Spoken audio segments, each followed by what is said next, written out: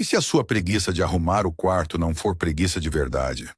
E se for, na verdade, o sintoma de um foco tão intenso em outra coisa que o mundo físico ao seu redor simplesmente perde a importância? Você conhece essa cena de cor. A porta do quarto se abre e você vê a cadeira no canto, que já não serve para sentar, quase desaparecendo sob uma pilha de roupas.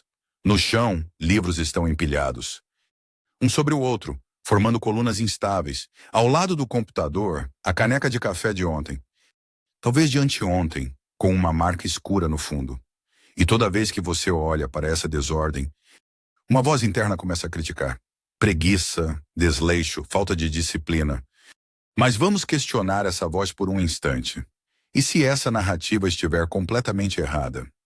Porque essa desordem pode não ser um sinal de fracasso, mas o rastro visível de uma mente que está totalmente imersa em outro lugar. Uma mente que está construindo algo novo, resolvendo um problema difícil ou se aprofundando em uma ideia. Sua energia não é infinita e, por isso, quando você a direciona com tanto foco para um projeto invisível, o mundo visível ao seu redor, como o seu quarto, naturalmente fica em segundo plano. O problema é que o nosso cérebro não faz essa distinção. Para ele, aquela pilha de roupas na cadeira não é um sinal do seu foco intenso. É apenas uma tarefa por fazer, um lembrete visual constante de algo inacabado. E cada coisinha inacabada, por menor que seja, consome um pouco da sua atenção.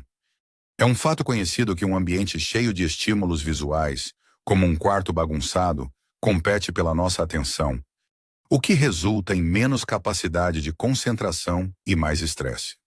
Então, enquanto você pensa que está economizando energia por não arrumar, a própria desordem do seu quarto está silenciosamente consumindo os recursos mentais que você tanto precisa para o seu trabalho importante. Por causa disso, aquela pilha de roupas se torna mais do que só um monte de tecido. Ela se transforma em um pensamento baixo e persistente na sua mente. Você tenta se concentrar no seu projeto, no seu estudo, na sua arte, mas uma parte da sua atenção é sempre puxada de volta para o caos físico do quarto. É uma distração sutil, quase imperceptível, mas que se acumula. Dia após dia, essa pequena perda de foco se soma. E o resultado é uma exaustão que você não consegue explicar. Você se sente cansado, mas não sabe o porquê.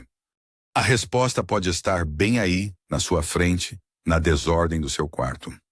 A verdade é que muitas pessoas que vivem em um mundo interior rico e complexo acabam negligenciando o exterior.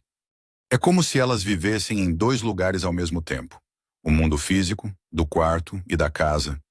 E o mundo das ideias. E claro, o mundo das ideias é quase sempre mais interessante. É lá que as coisas incríveis acontecem. Mas essa desconexão tem um custo real, porque a desordem externa muitas vezes anda de mãos dadas com o estresse e a ansiedade. A bagunça que nasceu do seu foco intenso, por isso começa a sabotar esse mesmo foco que a criou, gerando um ciclo que se alimenta sozinho. Você já passou por aqueles impulsos de arrumação? Aqueles domingos em que você decide que agora vai e passa o dia inteiro organizando cada gaveta, limpando cada canto e no final se sente exausto, mas vitorioso. Por alguns dias o quarto fica impecável, um lugar de paz. Mas aos poucos, aquela pilha de roupas na cadeira começa a crescer de novo. Os livros voltam a se espalhar pelo chão. Isso acontece porque a solução nunca foi sobre uma grande limpeza radical. A solução está em entender o que causa a desordem em primeiro lugar. Seu foco intenso em outras coisas. Então, o objetivo não é se tornar uma pessoa obcecada por organização. O objetivo é criar um ambiente que trabalhe a seu favor e não contra você. Um espaço funcional não precisa ser perfeito. Ele só precisa ser simples. O suficiente para que sua mente possa operar sem as distrações constantes do seu quarto.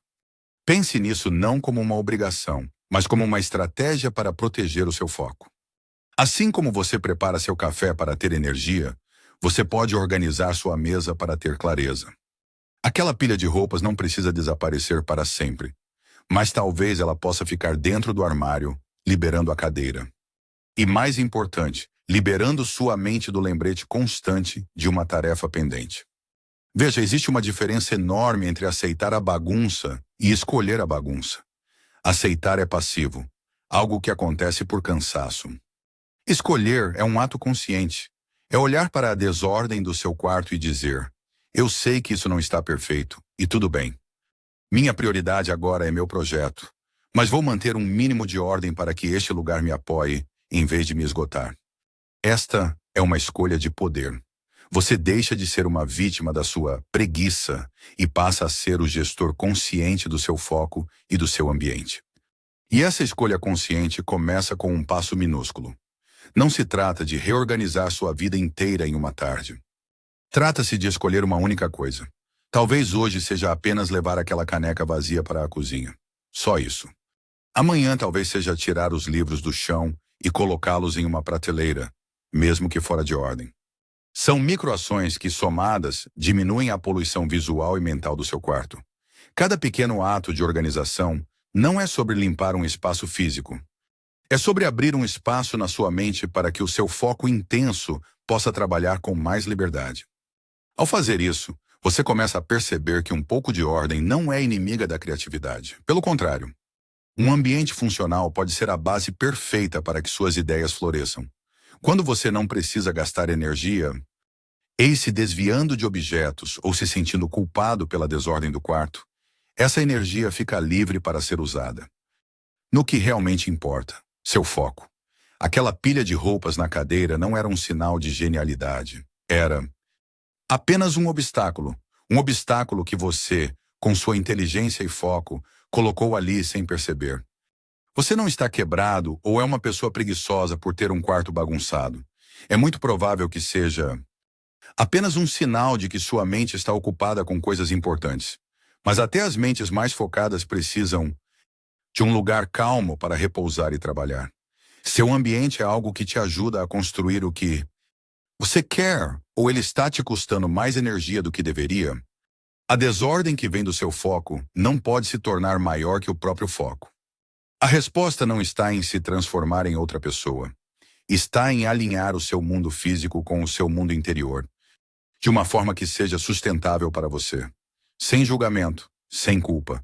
Apenas com a compreensão de que cuidar do seu espaço é uma forma poderosa de cuidar da sua mente. A pilha de roupas e os livros no chão não definem quem você é. Mas a forma como você decide lidar com eles pode, sim, definir a qualidade do seu foco e o seu bem-estar. Se essa conversa fez sentido para você, considere ficar por aqui com a gente. Nós vamos continuar explorando juntos como nossa mente funciona, para que possamos viver de forma mais consciente e alinhada com quem realmente somos.